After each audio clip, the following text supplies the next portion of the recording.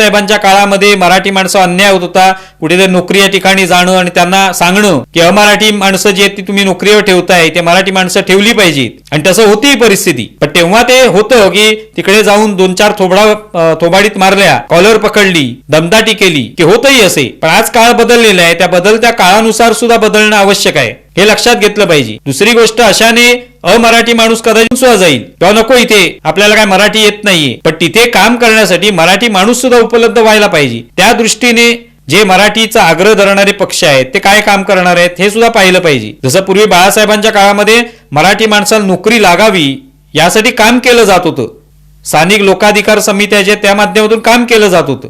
आज असं होणार आहे का? नाहीतर नुसतं अमराठी माणसाला पळवून लावलं, पण तिथे काम करायला मराठी माणूस तयार आहे का? तो माणूस सुरक्षा रक्षकाचं काम करणार आहे का? तो माणूस मॉलमध्ये कर्मचारी म्हणून काम करू शकतो का? एका ठिकाणी पिऊन म्हणून काम करू शकतोय का? हे सुद्धा बघावं लागेल. जर तो हे काम करायला तयारच नसेल तर मग तिथे कोण येणार आहे? तर अमराठी माणसंच येणार आहेत. आणि म्हणून या ठिकाणी मनसेने आंदोलन करताना हा सर्वंकष विचार जो आहे तो केला पाहिजे.